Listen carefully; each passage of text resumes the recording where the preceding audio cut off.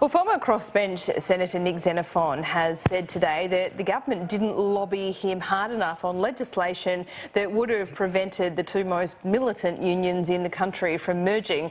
That has now been given the green light. I want to bring in a current crossbench senator, Senator David Leyonhjelm from the Liberal Democrats.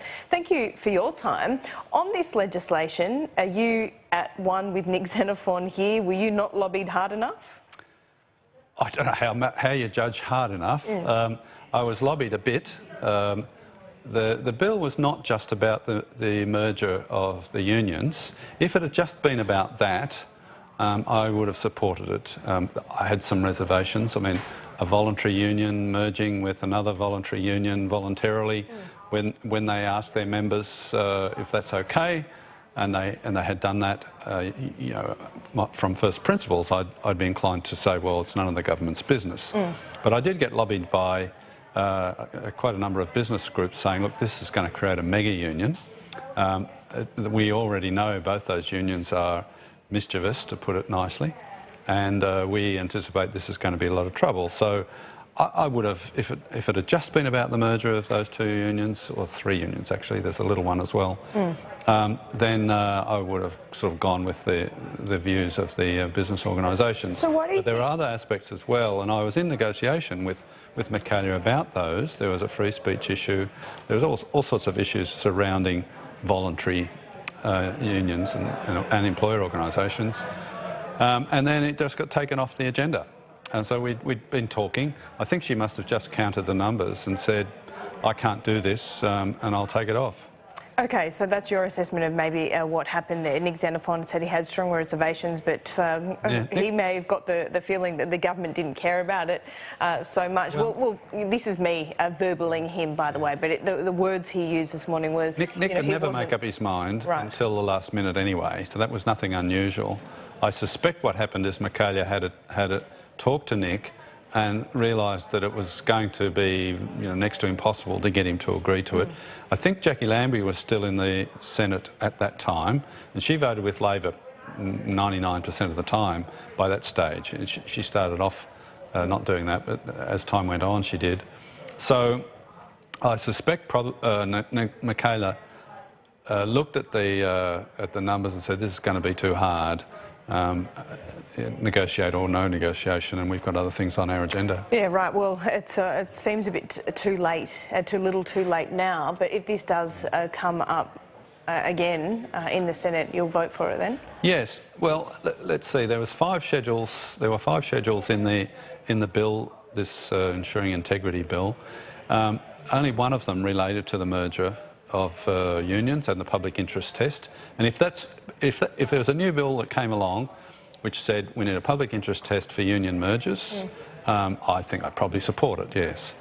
But there are other schedules in it. One of them was to disqualify people from being union officials. So, you know, my view is that if the union official knows that, or if the union members who vote for these officials know that somebody has a criminal record in the past or something like that and votes for them nonetheless, why would you want to stand in the way of that? That's their business, not the government's business.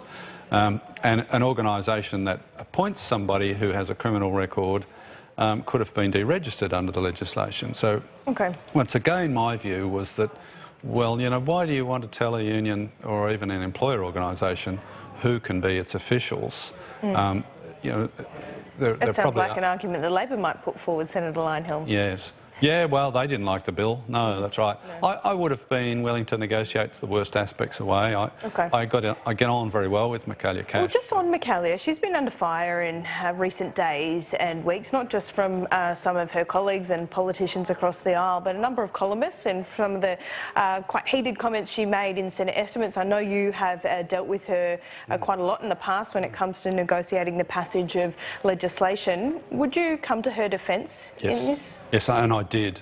When she arced up in the face of Doug Cameron's questioning in estimates, what a lot of people hadn't realised is the history that precedes that. So Doug Cameron has been pursuing her in estimates for months and months and months, and in question time as well. He is relentless. He is on a mission to cause a fuss to get her out of there. This is the theme. This is a feature of Senate estimates. She's a frontbench minister in this government. Shouldn't she have kept some of her, I guess, her temper in check? She's accountable, but, well, yeah, I mean, but you've got to think about context. I mean, she's acknowledged if she had her time over again, she probably wouldn't have said it that way. But I think the context is very important, and she did think that the questioning by Cameron was a reference to her own staff. Yes. And we have to also remember that we were talking about this also in the context of personal life.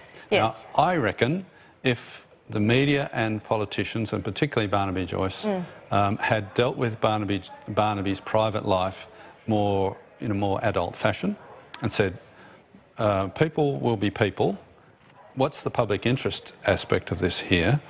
Then we wouldn't have got down into bonking bans, and we wouldn't have got down into, well, probably misinterpretation of Doug Cameron's question about Michaelia's staff. Do you think the rules have now changed with the media reporting now on Barnaby Joyce's situation? The Prime Minister then announcing this ministerial code of conduct. Basically, the ministerial code of conduct means that if you sleep with your staff and you're a minister, it thereby becomes a sackable offence. So does that give licence for journalists now to pursue that as a matter of interest? Yes, I think the bonking ban was a major mistake.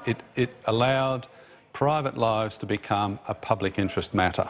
So journalists can now legitimately say, OK, if I find out that a minister has a relationship with a staff member, that's now a matter of public interest because it's contrary to the ministerial code of conduct, and the Prime Minister is therefore under pressure at least, they're not duty bound, but they're under pressure to dismiss that minister.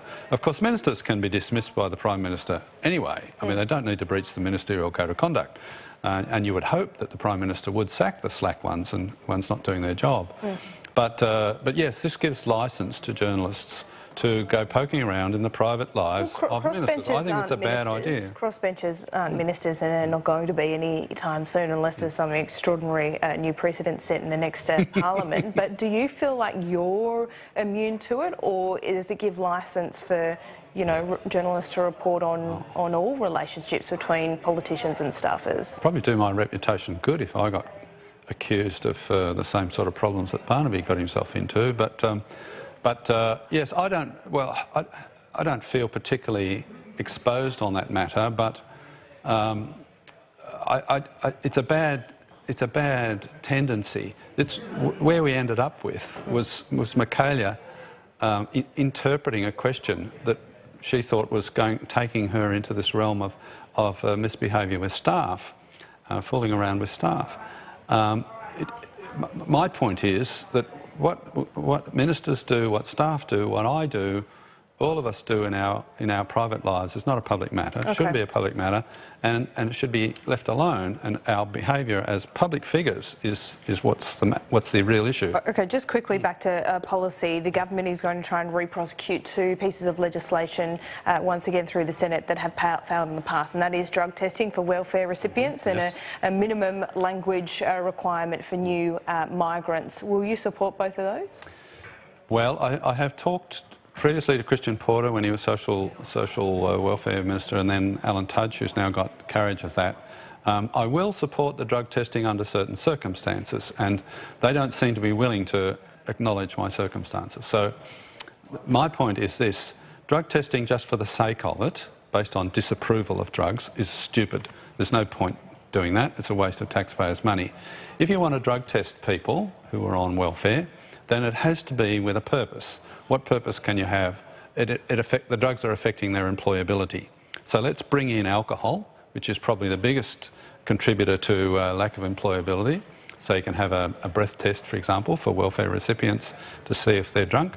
And let's not go pretending all drugs are bad. Some are bad and some are less bad. Smoking dope, under the proposal, smoking marijuana twice in a month, or a month or 6 weeks apart, just twice in that time, would get you bundled off for counselling and a doctor and a shrink to say, you know, are you okay in your head? I mean, apart from the fact that it'll cost taxpayers money, it's ridiculous. Smoking dope doesn't necessarily, in fact most of the time, very rarely, does it affect your employability. Ice can, heroin can, but if we don't relate this to employability, to getting a job so you get off welfare, then what are we doing it for? It's just disapproval. Okay. And your second point was... just quickly on the English language test. English language test. Yes, I generally support the idea of making citizenship, raising the bar on citizenship, so we make it more of a prize to be gained, not handed out like lollies.